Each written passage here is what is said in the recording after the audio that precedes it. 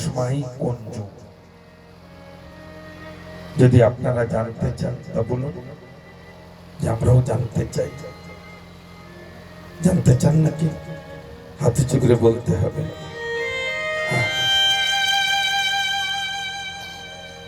কিন্তু আগে যুগের বিষয়ে আমরা জেনে নিই। সত্যযুগ 17,28,000 বছর আয়ু ছিল।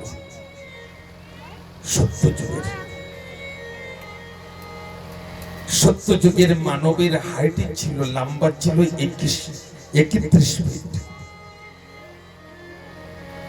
আর সত্যযুগের মানব জীবিত থাকতেন 1,00,000 বছর।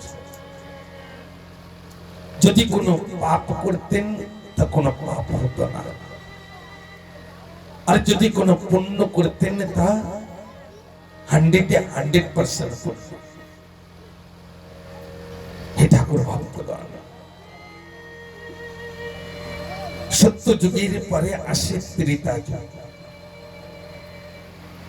ত্রেতা যুগের আয়ু 12,96,000 বছর।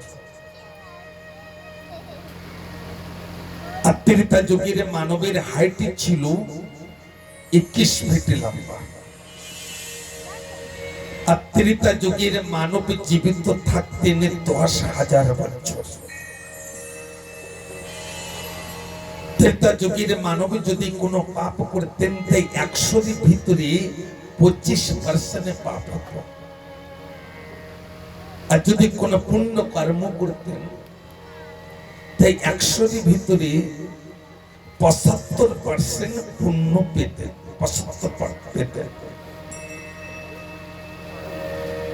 ত্রেতা যুগের পরে চলে আসুন দ্বাপর যুগ, যে যুগে আমার শ্রীকৃষ্ণ এসেছিলেন। ত্রেতা যুগের আয়ু ছিল 8,64,000 বছর। ওই দ্বাপর যুগের আয়ু ছিল 8,64,000 বছর। দ্বাপর যুগের মানবের হাইট ছিল 11 ফিট। আর জীবিত থাকতেন কতদিন? 1,000 বছর।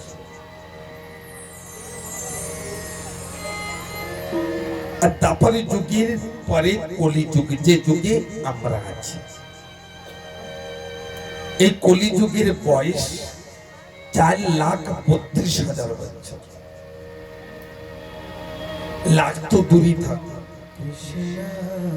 এই কেবল 5-6,000 বছর হয়েছে কলি যুগের বয়স।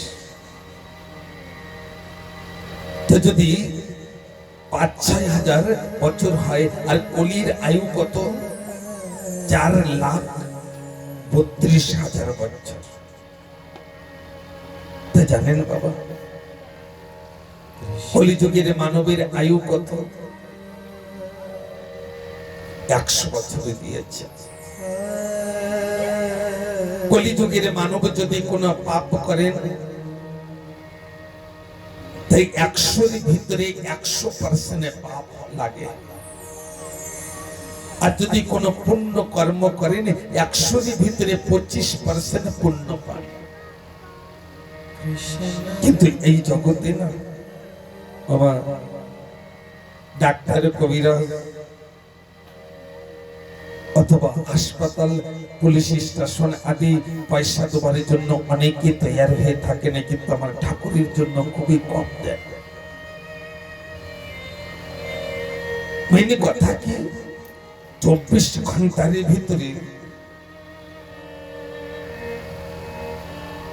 এই সত্য যুগ, কলি যুগ আর ত্রেতা যুগ, দ্বাপর যুগ কোন কোন সময়, এই কথাকে জানতে হবে। রাত 2টো থেকে নিয়ে সকাল 8টা পর্যন্ত সত্য যুগ। যারা সাধুগুরু বৈষ্ণব হন, ঋষিগণ রাত 2টোর পরে তপ চাপে লেগে যান। আর সকাল 8টা পর্যন্ত সত্য যুগ। সকাল 8টা থেকে নিয়ে দিন 2টো পর্যন্ত ত্রেতা যুগ। দেখবেন সকালে সকালে যারা পুরুষ স্বামী আদি সকলেই ওই অস্ত্র শস্ত্র নিয়ে বাড়ির থেকে চলে যান, বাইরে কাজ করবে। আর দুটোর থেকে নিয়ে সন্ধ্যা 8টা পর্যন্ত দাপারে যুগ, খেলাধুলা, বন্ধুত্ব, পুজো অর্চনা, যেমন গোপীগণ আদি সকলে করেছিলেন। কৃষ্ণ যেমন হাসি রস ঠাট্টা করেছিলেন, তো বিকাল বেলায় ভালো লাগে, খেলাধুলা সবকিছু ভালো লাগে। এদিকে ধ্যান দেন মা, সন্ধ্যা 8টা থেকে নিয়ে রাত 2টো পর্যন্ত ঘোর কলিযুগ। এই যুগে স্বামী স্ত্রী দুইজনে একসঙ্গে কথা বলা উচিত নয়। হরিনাম করতে করতে ঘুমানো উচিত। আর রাত 2টোর পরে স্বামী স্ত্রী অথবা অন্যের সঙ্গে কথা বলা উচিত। কিন্তু একটি কথাকে মনে রাখবেন, আমি জানি সব কথা মনে থাকে না, একটি কথাকে মনে রাখবেন, এই যুগে ঘোর কলি যুগে যদি একটি সুসন্তানে নিয়ে আসেন, তা আপনার সন্তানে কলি হবে, আপনার জীবনও তো নষ্ট করবেন, আর গ্রামেরও কষ্ট দেবেন, দেশেরও কষ্ট দেবেন। এই জন্য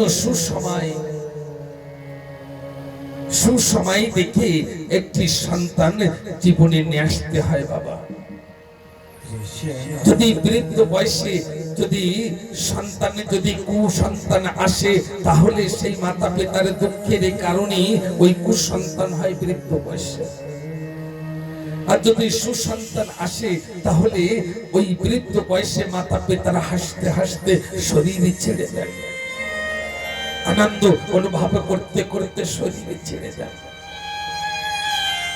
যদি বলেন এই কথাগুলো কোথায় পাবো, তাই জানলা গুরুদেব আছেন, আপনাদের যেখান থেকে দীক্ষা গ্রহণ করেছেন সেখান থেকেই কথাগুলোকে শ্রবণ করতে হবে, জানতে হবে। এই পৃথিবীতে জল আর বাতাস ভিন্ন কিছুই ছিল না। পৃথিবীতে জল আর বাতাস ভিন্ন কিছুই ছিল না। এই জলের সঙ্গে আর বাতাসের সঙ্গে সংঘর্ষ হয়ে একটি শব্দ তৈরি হলো। কি শব্দ?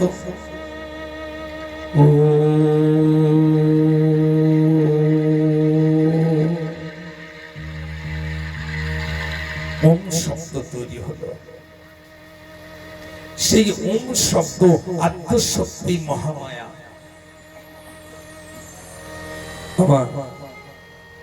আত্মশক্তি মহামায়া। সেই মহামায়ার থেকে মহাবিরাট রূপ ধারণ করলেন। আর মহাবিরাটের 2 কর্ণের থেকে মধু আর কৈটব্য নামের রাক্ষস উৎপত্তি করলেন। ধ্যান দেবেন, এখনই ওই 2 রাক্ষস মধু আর কৈটব্য 2 রাক্ষস এদিক ওদিকে আকাশ মার্গে ঘুরে বেড়াচ্ছে। এমন সময় নাভি স্থল থেকে কমল ফুলের থেকে ব্রহ্মার উৎপত্তি করলেন মহাবিরাট। ও মা, আমি কিন্তু জিজ্ঞাসা করব, কিন্তু কেউ কোন দেবতা কেমন ভাবে জন্মগ্রহণ করেছে? আর ব্রহ্মা তিনি কি করলেন? চতুর্দিকে ঘুরে বেড়াচ্ছেন, আমি কোথার দিকে এসেছি। এমন সময় ওই মধু আর কৈটব্য ওনারা 2 ভাই দেখছেন একজন এসেছে আর ওই আহার করার চেষ্টা করছেন ব্রহ্মাকে। আর ব্রহ্মাকে যে সময় আহার করার চেষ্টা করছেন, ব্রহ্মা তিনি কি করলেন? অস্ত্র আদি চালিয়ে দিয়েছেন, যুদ্ধ করছেন। যুদ্ধ করতে করতে ব্রহ্মা তিনি ভয়তে পালানি করছেন। একটি কথা বলবো মা, সব সময় দেখবেন দুষ্টর জোর বেশি। যে দুষ্ট হয় না তার কিন্তু জোর বেশি হয়। মধু আর কৈটব্য তিনি তারা দুইজনে ওই ব্রহ্মার পারে অ্যাটাক করেছেন, ব্রহ্মার পারে পার করেছেন, ব্রহ্মা পলায়ন করছেন। ব্রহ্মা ছুটতে ছুটতে মহাবিরাটের সম্মুখে যে বলছেন, ঠাকুর দেখেন দুটি রাক্ষস আমাকে আহার করতে আসছে। এমন সময় ওই ব্রহ্মা তিনি কি করলেন, নিজের বক্ষ স্থল থেকে বিষ্ণুকে উৎপত্তি করলেন। বিষ্ণু আর ব্রহ্মা দুইজনে ছুটে ওই মধু আর কৈটব্যের সঙ্গে যুদ্ধ করছেন। আর এমন যুদ্ধ করছেন, ভয়ঙ্কর যুদ্ধ। কিন্তু দুষ্ট তো দুষ্টই হয়। ওই ব্রহ্মা আর ওই বিষ্ণু ওই মধু আর কৈটব্যের কাছে থেকে ভয়তে পালায়ন করে এসে ওই মহাবিরাটের সম্মুখে দাঁড়িয়ে দুই হাতে জোড় করে বলছেন, ঠাকুর ওই দুই রাক্ষসরা আমাদের আহার করতে আসছে। আর মহাবিরাট তিনি কি করলেন, নিজের ললাটের থেকে শিবের উৎপত্তি করলেন। আজের সময় ভোলেনাথের উৎপত্তি করলেন। ভোলেনাথ আর বিষ্ণু আর ব্রহ্মা তিনজনে চলে গেলেন মধু আর কৈটব্যের সঙ্গে যুদ্ধ করতে। আর এমন ভাবে যুদ্ধ করেছেন কি ওই ভোলেনাথের ত্রিশূলে ওই মধু আর কৈটব্যের মস্তক কেটে পড়ে গিয়েছে, ধরে পড়েছে, মস্তক আছে। এমন সময় মধু আর কৈটব্য দুই ভাই ওই মহাবিরাটের কাছে এসে বলছেন, ঠাকুর আমরা কি ভুল করেছি, আমাদের স্থান কোথায় দেবেন? আমার গোবিন্দ তিনি বললেন, হে মধু আর কৈটব্য, তোমরা একটা কাজ করো, তোমরা আমার বৈকুণ্ঠ ধামের দাঁড়ি হবে, জয় বিজয় নামে তোমরা দাঁড়ি হবে। আমার আজকে নারদ মুনি তিনি একান্তে বসে বসে চিন্তন করছেন যে এই ভোলেনাথের ভিতরে আর মা পার্বতীর ভিতরে কোনো সময় ঝগড়া হয় না। দেখবেন যে সময় স্বামী স্ত্রী খুব ভালো থাকবেন না, হাসি খুশিতে থাকবেন, আনন্দতে থাকবেন, তো অনেকের না আপনার ভালোকে ভালো দেখতে পারেন না বাবা। তাই আপনার জীবনে একটি নারদ এসেছেন না, আপনার জীবনে এলোমেলো করে দেয়। আর প্রত্যেকে মানবের জীবনে নারদ আছে ঝগড়া সৃষ্টি করানোর জন্য। আর নারদ মনে মনে চিন্তন করছেন, মা পার্বতীর ভিতরে আর ভোলেনাথের ভিতরে তো ঝগড়াই হয় না, আমি যাই যে একটু ঝগড়া সৃষ্টি করে আসে।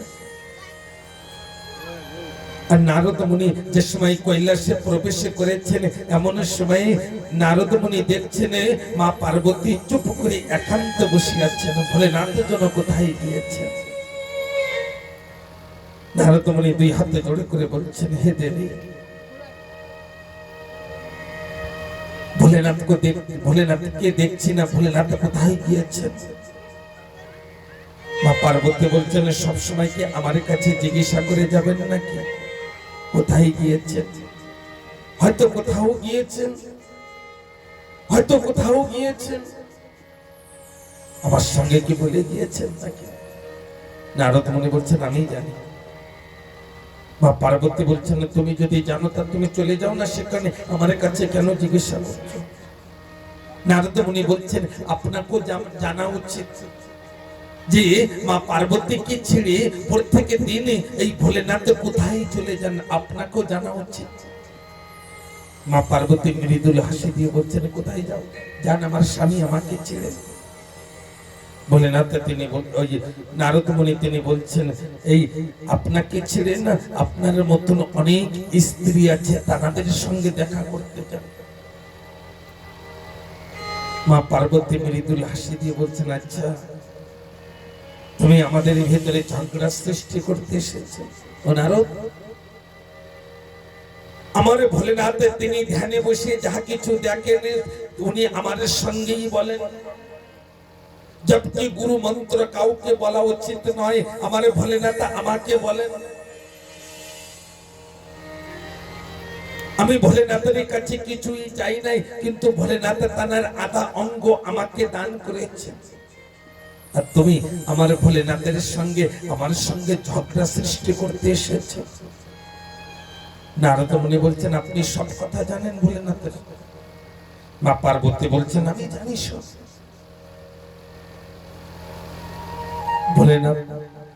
ভোলেনাথের কথা সব কিছু জানি, মা পার্বতী বলছেন। এমন সময় নারদ মুনি তিনি বলছেন যদি জানেন তো এই কথাও আমাকে বলেন না, ওই ভোলেনাথের গলায় যে 108টি হাড়ের মালা, ওই হাড়ে কার? কিসের হার? এত যত্ন করে ওই ভোলেনাথ তিনি গলায় ধারণ করেছেন, কার হার? মা পার্বতী মনে মনে চিন্তন করছেন যে এই হাড়ের বিষয় তো কোনোদিন আমার ভোলেনাথ আমাকে বলেননি। কিসের হার, কার হার যে এত যত্ন করে গলায় ধারণ করেছে? মা পার্বতী না চুপ হয়ে গেলেন। আর নারদ মুনি তাকিয়ে দেখছেন, মা পার্বতীর দিকে তাকিয়ে দেখছেন যে আমার কথা ঠিক জায়গায় লেগেছে। এখন তো ঝগড়া সৃষ্টি হবেই, আর আমি জলদি করে এখান থেকে চলে যাই, আমি চলে যাই। আর ভোলেনাথ না ওই নারদ মুনি না কৈলাসের থেকে বাইরে যাচ্ছেন, এমন সময় ভোলেনাথের সঙ্গে দেখা। আর নারদ মুনি দুই হাতে জোড় করে বলছেন ভোলেনাথ ভোলেনাথ। ভোলেনাথ বলছেন নারদ, বলছেন আপনি অতি শীঘ্রই কৈলাসে যান। মা পার্বতী না আপনার কথাই মনে করছিলেন। আর ভোলেনাথ তিনি মনে মনে বলছেন মা পার্বতী তো আমার কথা মনে করিবেই, কেননা যেখানে নারদ মুনি গিয়েছেন সেখানে না কিছু ঘটে এসেছে, রুটে এসেছে। বলে যাই ভোলে কি কিছু না কিছু ওই পার্বতীর সঙ্গে কিছু না কিছু বলে এসেছে। আর এদিকে ভোলেনাথ তিনি কৈলাসের ভিতরে প্রবেশ করার সঙ্গে সঙ্গে পার্বতীর দিকে তাকিয়ে দেখছেন যে পার্বতী অন্যদিকে মুখ ঘুরিয়ে বসে আছে।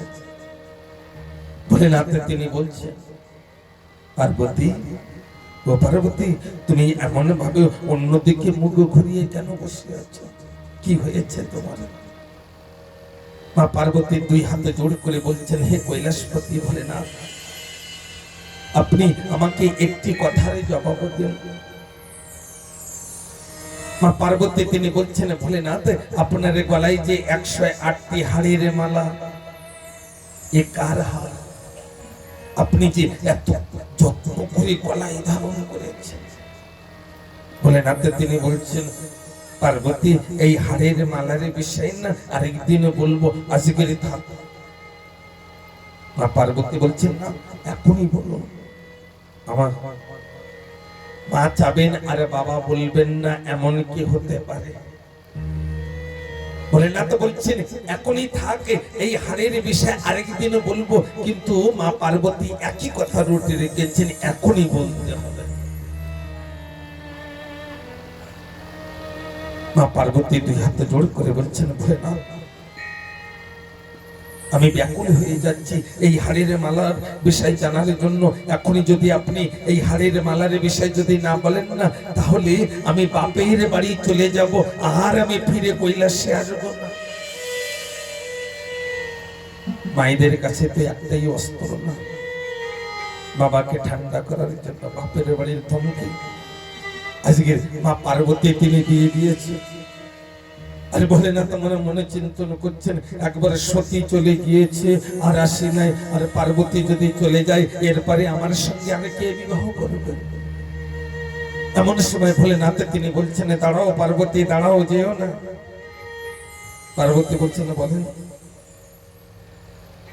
বলছেন পার্বতী আমরা তিনজন তপ করছিলাম জলের পরে, ব্রহ্মা বিষ্ণু আর মহেশ্বর। এমন সময় আদ্যশক্তি মহামায়া তিনি ব্রহ্মার কাছে এসে বলছেন হে ব্রহ্মা তুমি আমার সঙ্গে বিবাহ করো। ব্রহ্মা তিনি বলেছিলেন আমার যখন না চারপাশে মাথা, আমাকে দেখতেও ভালো না, মুখে দাঁড়িয়ে আছে, তাই এক কাজ করুন, ওই যে দেখেন না বিষ্ণু কত সুন্দর দেখতে, ওনার সঙ্গে বিবাহ করেন না। আর আদ্যশক্তি মহামায়া ব্রহ্মাকে ছেড়ে যে সময় বিষ্ণুর কাছে গিয়েছেন না, বিষ্ণু ওখান থেকে পলায়ন করেছেন। তারপরে এসেছে কোথায়? আমার কাছে, আমি তপ করছিলাম। সেই সময় ভোলেনাথ আমি সেই ভোলেনাথ আমার কাছে এসে আদ্যশক্তি মহামায়া বলছেন, হে ভোলেনাথ, আমি সে সময় ধ্যানের থেকে জেগে দেখি আদ্যশক্তি মহামায়া আমাকে বললেন আমার সঙ্গে বিবাহ করো। আমি সেই সময় না দুই হাতে জোড় করে প্রণাম করেছিলাম, বলেছিলাম মা, মায়ের সঙ্গে সন্তানের কখনো বিবাহ হতে পারে? আপনার থেকে আমি উৎপত্তি, আমি আপনার সঙ্গে কেমন ভাবে বিবাহ করব? আদ্যশক্তি মহামায়া বলেছিলেন তোমাকে করতেই হবে, আর তুমি যদি আমার সঙ্গে বিবাহ না করো না, না ভোলেনাথ থাকবে, আর না বিষ্ণু থাকবে, আর না হি ব্রহ্মা থাকবে, সব নষ্ট করে দেব। সেই সময় আমি দুই হাতে জোড় করে বলেছিলাম মা, আমি বিবাহ করতে পারি, কিন্তু তোমার 108 বারে মৃত্যুর পরেই আমি বিবাহ করব। তাই সেই আদ্যশক্তি মহামায়া 108 বারে মৃত্যু গ্রহণ করেছেন, আর সেই কণ্ঠের হাড় আমি ধারণ করে আমি গলায় ধারণ করেছি। ও পার্বতী, ওই সেই আদ্যশক্তি মহামায়া অন্য কেউ নয়, তুমি সেই আদ্যশক্তি মহামায়া। আমার গলায় যে কণ্ঠে যে এই যে হাড় না, আমার গলায় যে হাড় আমি ধারণ করেছি, এ তোমারই হাড়, অন্য মা পার্বতী মৃদুল হাসি দিয়ে বলছেন, আচ্ছা মানে আমার মৃত্যু রয়েছে, তোমার মৃত্যু নাই, মানে বারবার আমি মরি, তোমার মৃত্যু নাই? ভোলেনাথ বলছেন না, আমার মৃত্যু নাই। মৃত্যু নাই না, কেন? ভোলেনাথ বলছেন আমি আমারে কথা জানি, আর যে আমারে কথা জানে তার মৃত্যু হয় না, ওই জন্ম মৃত্যুর চক্রের ভিতরে আর পড়তে হয় না। মা পার্বতী দুই হাতে জোড়ে করে বলছেন ভোলেনাথ, তাহলে আমাকেও আমারে কথা শোনান, আমিও আমার হতে চাই, আমি বারবার ওই মৃত্যুর মুখে যেতে চাই না, আমাকেও আমারে কথা শোনান। ভোলেনাথ তিনি বলছেন পার্বতী, আমার কথা কোনো সাধারণ কথা নয়, এই কথাকে শ্রবণ করলে জীব জন্তু পশু পক্ষী যদি কেউ শ্রবণ করে তাহলে অমর হয়ে যাবে। একটি গোপন কথা বলবো, অনেকে জানেন না অমর কথা কাকে বলে, সেই অমর কথার মন্ত্র কি। আমরাও তো চাই সেই অমর কথাকে শ্রবণ করে আমরাও যেন বারবারই যেন মৃত্যুর মুখে না আসি, জন্ম মৃত্যুর ভিতরে না আসে। তাই জানেন সেই অমর কথা মানে কি কথা? অমর কথা কাকে বলে বাবা? অমর কথাই হি শ্রীমদ্ ভাগবত কথা বলে। রাধে রাধে। এই শ্রীমদ্ ভাগবতে কথা শ্রবণ করলে জন্ম মৃত্যুর চক্রের ভিতরে আর পড়তে হয় না। এই অমর কথা শ্রবণ করেছিলেন কে? সুখ পাখি, যিনি সুখদেব মহারাজ। আর সেই অমর কথা কি শ্রবণ করেছিলেন? শ্রীমদ্ ভাগবত কথা, রামের কথা, শিবের কথা। এই কথাগুলো আসবে আগে। আজকের শিবের কিছু কথা শ্রবণ করার কথা বলছেন না, এই জন্য এই কথাগুলোকে বলছি। যে কথাগুলোকে আজকের সুখদেব মহারাজ জি তিনি রাজা পরীক্ষিতকে শুনিয়েছিলেন, আর সেই রাজা পরীক্ষিতকে যে সুখদেব মহারাজ জি যে কথা শুনিয়েছিলেন, আজকের সেই কথাকে শ্রবণ করার সুবর্ণ সুযোগ এই কলিযুগের মানবের জীবনে এসেছে। অনেকে তো বাড়িতে বসে আছেন আর বলছেন আসবো না, শুনবো না, তাই না? শুনবেন কোন সময় জানেন? যে সময় গায়ে বল থাকবে না, যে সময় এই জগতের মানব যে সময় ভালোবাসবেন না। আরে জানেন এই জগতের মানব কোন কোন সময় ভালোবাসে? যদি আপনার ভেতরে সৌন্দর্য থাকে, আপনার যদি গায়ে বল থাকে, আপনার পকেটে যদি পয়সা থাকে না, অনেক বন্ধু পাবেন। আর যেদিন এগুলো না থাকবে না, সৌন্দর্য থাকবে না, পয়সা থাকবে না, গায়ে বল থাকবে না, তো একজনও বান্ধব খোঁজ করে পাবেন না এই জগতে। আজকে মা পার্বতী তিনি দুই হাতে জোড় করে বলছেন, ভোলেনাথ, হে কৈলাসপতি, তাহলে কি আমার কথা শ্রবণ করতে আমি পারবো না? যেমনই করে হোক আপনি আমাকে আমার কথা শ্রবণ করান না। মা পার্বতী যে সময় বললেন, ভোলেনাথ বলছেন একটি স্থান আছে, সেই স্থানে পশু পক্ষী খুবই কম পাওয়া যায়। বলছেন কোন জায়গায়? বলছেন আমার গোপালের ভিতরে, যে হিমালয় পর্বতের পরে আমার গোপা আছে, ওই আমার গোপালের ভিতরে বসে তোমাকে আমি আমার কথা শোনাবো। হে ঠাকুর ভক্তগণ, এদিকে বৈকুণ্ঠ ধামে প্রেমময়ী রাধারানী তিনি সুখ পাখির সঙ্গে খেলাধুলা করতেন।